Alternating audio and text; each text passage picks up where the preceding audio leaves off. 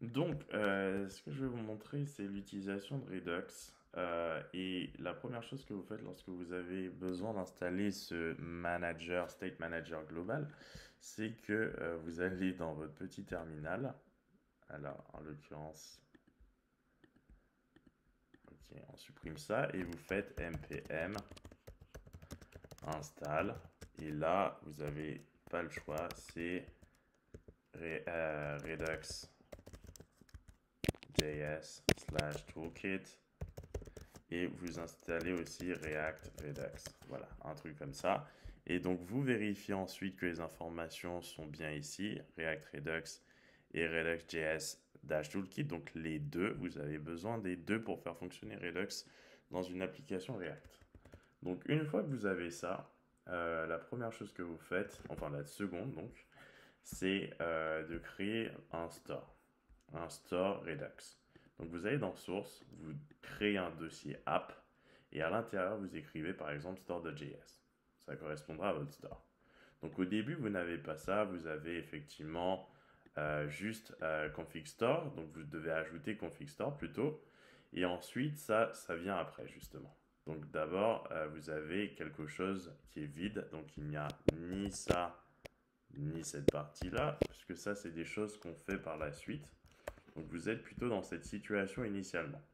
Vous écrivez ça, config store, cette méthode va vous être assez utile. Vous placez déjà le premier objet de l'objet qui est passé à configure store, à savoir reducer, et vous attendez la suite. Donc en l'occurrence, nous on pourrait faire quoi J'ai pas fait de login sur cette petite application, alors évidemment ça part en vrille puisque j'ai enlevé ça, alors que ça en a besoin.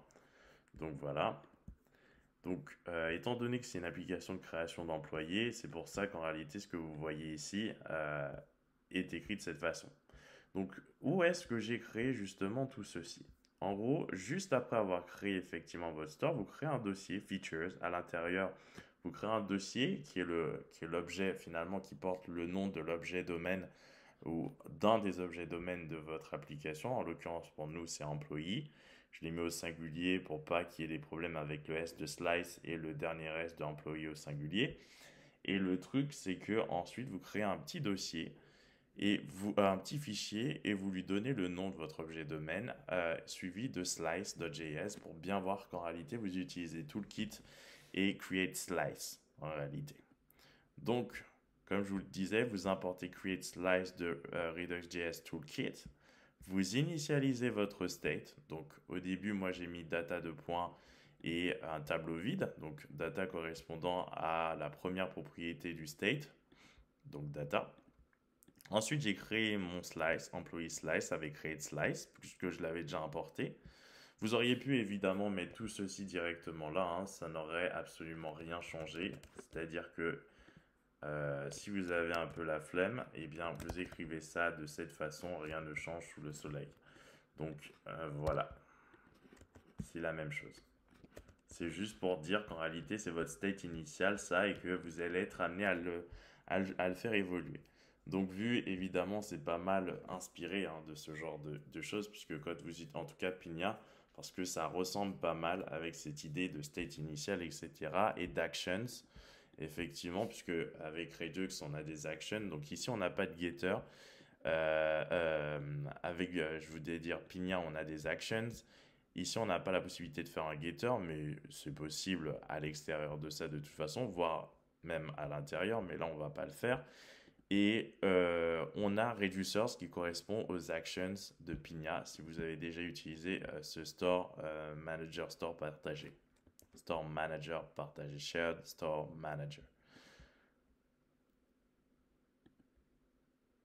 State manager, pardon. Donc ensuite, vous écrivez donc cette petite logique, create slice, vous donnez un nom à votre slice, employee en l'occurrence pour moi. Vous mettez son état initial avec initial state. Hein. De toute façon, vous avez tout ici. Hein. Il n'y a pas de nouveauté. Hop, hop, hop, hop, hop. Vous allez tout savoir. Comment on crée ça voilà. Donc ensuite, vous mettez donc vos reducers qui correspondent aux actions avec Pina, donc ceux qui utilisent Vue et Pina. Ensuite, ma première action, c'est create employee, donc créer un employé. J'ai mis des petits console logs pour savoir si je rentre bien dans cette action. Lorsque je la dispatch, comme vous verrez, ça se fonctionne avec des dispatchs comme Vuex d'une certaine façon. Et donc voilà. Ensuite, l'action payload, on va dire le deuxième argument qu'on passe à la méthode createEmployee. Eh bien, effectivement, ça peut contenir un tas de choses et ensuite, j'alimente mon state data avec les informations d'action payload. Comme vous pouvez le voir ici, ça ajoute à data qui correspond finalement dans ma logique à l'ensemble des employés. Ça lui ajoute un nouvel employé, tout simplement. Et donc voilà. J'aurais même pu mettre un petit console log de state pour voir l'état, le new state, pour voir les modifications de l'état. State data. Après mon action. Voilà, et je vais mettre ça, emoji symbole. Je mets ça en... Oh là là. Je vais mettre ça en blanc. Voilà, voilà. Alors, évidemment, mieux comme ça. Donc comme ça, je vois effectivement si tout s'est bien passé. Donc là, j'ai terminé avec ça. Maintenant, j'exporte. N'oubliez pas d'exporter votre action, create employee. Et effectivement, c'est de la déstructuration de employee size.actions. Donc vous avez besoin juste de celle-ci, pas de toutes les actions. Hein. Vous auriez pu carrément exporter le tout. Un employee slice. Employee slice.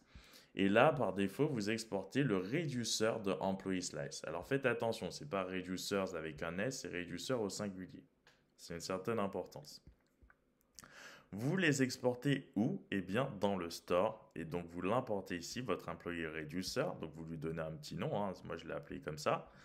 Et à ce niveau-là, vous définissez une nouvelle propriété dans reducer, à savoir employé, puisque c'est l'objet domaine finalement. Et vous l'associez à votre employé reducer. Comme ça reconnaît les différentes actions de votre réduceur de tranche. Et donc ensuite, vous pouvez l'utiliser, ce store, avec useDispatch et useSelector, etc., etc. Donc vous allez voir ça tout de suite.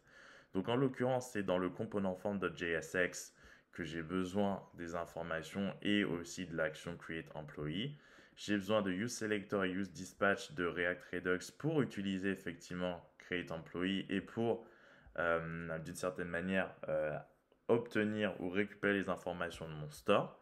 Donc, au tout début, je définis un useSelector qui va correspondre à employees data. En fait, c'est une sorte de getter. Enfin, en fait, elle contient un getter, useSelector, comme vous pouvez voir, le getter. Et on get quoi? Data, tous les changements de data dans le state. Et donc, ensuite, on assigne les changements de data, donc les nouvelles valeurs, à employees. Et donc, si jamais en cours de route, employee change, eh bien, mon useEffect va me le signaler tout simplement. Et là, je crée dispatch, mais alors vous n'étiez pas obligé. Ça correspond à useDispatch. Et comme ça, je vais utiliser dispatch pour utiliser useDispatch et pour actionner finalement les actions de mon réduceur. Donc l'action que je vais actionner, évidemment, c'est create employee. Et je vais lui passer des informations qui vont correspondre au action payload que vous avez vu juste ici. Action payload va contenir effectivement tout simplement form inputs avec effectivement les différents champs remplis de mon formulaire. Et donc ça va être plutôt cool. Et ensuite là, là j'ai pas besoin de mettre ça. Parce que vous auriez vu une différence, vous auriez vu que employees était un tableau vide ici, alors que quelques secondes après, il allait être nourri de nouvelles informations grâce à mon action qui allait être appelée. Donc on va mettre tout ça en place. Donc on va vérifier si tout ça fonctionne plutôt. Hop.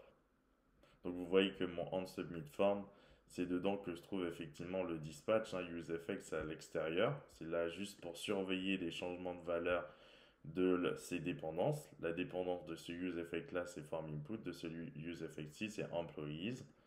Donc, si employees bouge, et vu que ça va bouger jusqu'à on veut faire, on veut avoir une action sur le state, le Redux store, donc le Redux state aussi. Et donc, normalement, ça va changer. Et si ça change, eh bien, on aura un petit console log. Alors, en l'occurrence, ce console log-ci, employees. Et j'aurais même pu mettre employees data has changed. Et vous allez voir d'ailleurs ça s'afficher avec employees, la nouvelle valeur. Donc, c'est parti, on lance le tout. Alexandre. Riz 05 ou 0302 1977. Là c'est trop. 1977. Date d'entrée en activité, on va dire 10 11 2022. Adresse rue des Fleurs, City, LA. Ensuite Alabama, non, on va mettre ça. Zip code 1, 2, 3, 4, on s'en fiche. Marketing pour le fun. Et ensuite, on sauvegarde. Et comme vous pouvez le voir, on entre de onSubmit form. C'était prévu ici. onSubmit form. Ce qui se passe, c'est qu'ensuite, into create employee for employee reducer, ça veut dire qu'autrement dit, le dispatch fonctionne. Puisque ce dispatch-là, ça correspond à l'activation de cette action-là. Et dans son texte agent-là, vous voyez exactement ce que vous voyez dans le console log, là, exactement. Donc, into create employees from employee slice reducer, action payload, vous voyez ce qu'il contient, comme ça vous montre bien qu'il contient la même chose que form inputs. New state, on voit qu'il y a une modification du state. Hop. Alors, je vois pas toutes mes informations, ce n'est pas grave. Mais on voit qu'effectivement qu'il y a un nouvel élément dans le state data. Et le truc, c'est qu'ici, avec notre useEffect qui est dans notre component form, on voit précisément la valeur de ce changement. Alors, si vous avez les Redux DevTools ou Redux DevTools, vous allez voir ça aussi, qu'il y a eu cette action qui a été évoquée ou appelée, et que le state actuel maintenant est composé d'un utilisateur. C'est exactement ce que je voulais vous montrer dans cette petite vidéo.